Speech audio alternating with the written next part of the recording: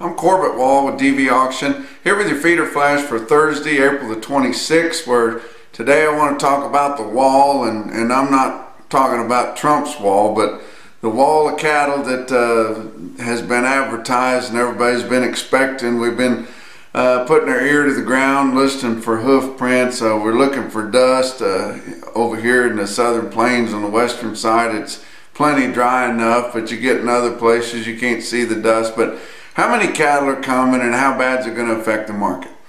Well, we've staved it off a lot longer than most of us thought. We're still kind of on the upswing. This week's markets look fantastic, just like the last 2 weeks, and we're actually gaining ground right in the face of this wall.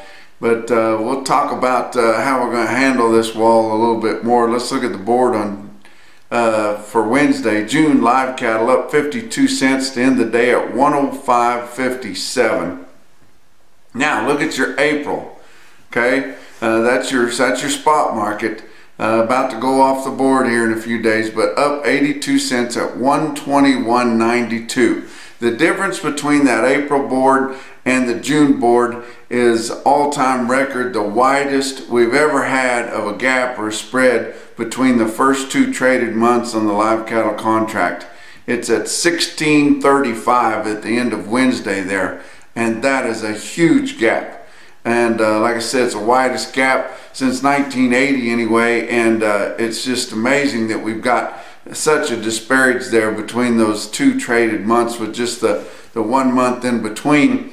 But you know, look at the reasons that we've got that. Okay, we've got all those cattle piled up, all those big calves that come off of their mamas. A lot of them sold on the video or on direct trade there late last year or early this year. All those big calves, they were too big to do anything else with. Those genetics and everything has been a great thing over the last 15-20 years, but it's made those guys in the northern plains and in the mountain states wean calves that you can't really grow anymore. You got to take them right on to feed. So you got all those cattle. Okay, then we've got all those stocker cattle that they put out last fall on your wheat pasture, and they were planning on growing those cattle right up until, you know, about this time, but it got so dry they had to pull all those cattle off and put them on feed. Well, they're not going to gain near as cheap, but they will gain faster on feed, and so you got those cattle piled on top of those other cattle. And we've had real light runs of feeder cattle here the last month and a half or so here because we just didn't have any more cattle to sell. But all those cattle that went on feed, they didn't go on feed at the same time. Those calves were slower than those green stocker cattle that had a little more age to them and a little more go. But they're all coming together here at the same time. A lot of us thought we would have got to them by now, but we didn't. The reasons that we didn't were because of the storms that hit. You know, it didn't stay so cold the long periods of time like a lot of times it does, but those bad storms that come in there and just blast them, and quite a bit of death loss. You can take that into account too, but just those cattle pulling mud, and it takes a lot of energy for that, and sap the weights on them. And so you've got that's kind of knocked a hole in the wall.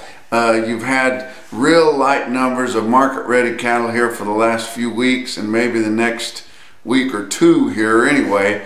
But up in the northwest part of the 5-area feeding region, in northwestern Kansas, Nebraska, Colorado, Wyoming, places like that, a lot of those cattle that have been being sold out of the feedlot there, they've been shipping those cattle way out west to Hiram, Utah, and places to fill some empty hooks that they've had out there because they didn't have any market ready cattle out in that area. So that's pulled cattle out of the meat of your 5-area feeding region for what we kind of look at to cover our needs. So you've got that hole in the wall. So you're starting that wall's starting to get a little bit weak here. And then here lately you've seen that we've bottomed out in our dressed beef market. Last week we're starting to see some big gains here. The last couple 3 weeks we've had huge sales, especially out front meat sales, And so now we've got your packers knowing kind of what they have to have. Now they're going to have to cover their needs, plus they want to have some spot product ready too to sell, you know, just hand to mouth to the outfits that want to buy that way. So you've got these guys pulling cattle ahead. We've had, you know, one of our biggest slaughters here last week. We're going to have another big one this week and next week, and these packers are making money, so they're keeping the change speeds going. They're getting pretty aggressive buying cattle. Your wholesalers are making money. They're selling product. Everybody's making money, and it's kind of just keeping everything rolling. And so we've got several holes in this wall, and it may kind of bust through it without breaking it too bad. But you got that $16.50 almost disparage between June live cattle and your spot April, and so we've been seeing a lot of contracted cattle here for forward delivery. Pretty much all of April, we've been seeing a lot of guys in your fat cattle that in your feedlots selling cattle for May delivery. And that's hard on you guys that are trying to sell on the spot market. What few of them there are that are establishing the price for everybody else, it's making it hard for them. But you can't hardly blame those guys. Here earlier in the week on Tuesday, we had a big set of cattle sell at 121 in Kansas for May delivery. And you think, now why do those guys have to do that? They could have got 121 you know, last week sometime. Why are they selling those cattle? Well, they know that the market's showing to go down, and they can't resist that basis. They've got those cattle hedged on that June board, so they're being able to sell off what your market is now, and basically off your April board, sell those cattle in May and hedge them off of June. That is a big home run. I'm talking about you know, a humdinger. I mean, you get to, those cattle are probably at least washing or making a little bit of money. Plus you got what, another 15 bucks you could put in your pocket on your hedges. And you can't blame those guys for doing that. And there's going to be more people doing that later this week and next week. And it's going to be tough to hold this market together in May because your packers are not going to need a whole lot. But if the feedlots will just stay pretty aggressive and sell what they've got this week and next, stay pretty green and maybe try to pull ahead, because they're going to have some tough weeks in May there to move cattle and keep things current.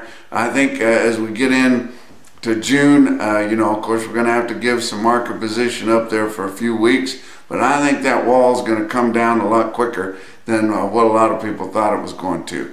But no fat cattle sales really to speak of, other than that one big string there at 121 for May delivery so far this week. Your packers will not support the fed cattle exchange. It had over 3,000 cattle on there, did not get a hoof sold, and until we start getting enough volume on that thing to make a difference, and those packers need those cattle, then they're not going to support it, because they don't want the competition that it's going to promote.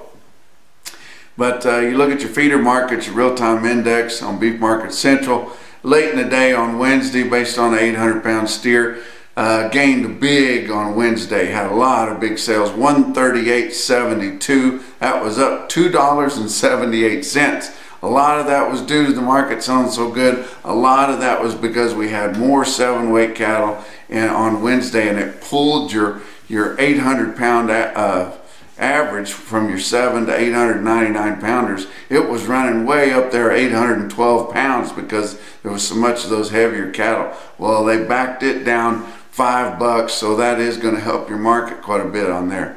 But just some big sales. A lot of our premier sales are now on Wednesday. We've been talking about that the last couple of weeks. OKC West and El Reno ended up with 10,000 head for the 2-day sale, and you think that's big. A year ago it was 14,700.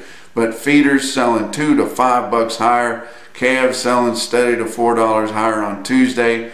Dodge City, Kansas, winter livestock, 3,400 head there. Your feeders are selling mostly steady to $3 higher. Some of those stocker steers weighing 6.5 to 7.5, that they got the condition, the thin condition, and to go right out on grass. when you find those, guys are just going to sop them up. Well, they had some of those on there that were real gant and thin, sell $5 to $10 higher on there. But Bassett, Nebraska, gosh almighty, it just, whenever they have one of those big sales, Burwell, Bassett, Crawford, all through there in there, you know, that's the best cattle in the world. You've got farmer feeders bidding with old money and free corn. It's just, it's unbelievable what some of those cattle can bring in there. But Bassett, Nebraska had 5,500 head on their big special sale there. They quoted that market as much as $10 higher than 2 weeks ago when it was so high it'd make your nose bleed. But look at some of the cattle there, and you see how they do things there, kind of the way you'd like it. Got a horse in the ring and just swelling that ring up with good cattle just every time they open the door. Look at some of these prices they had. 91 head of 645 pound steers bring $185.70. Wow. You haven't heard that for a while, and that's just big. Here's 2 loads of straight Hereford cattle.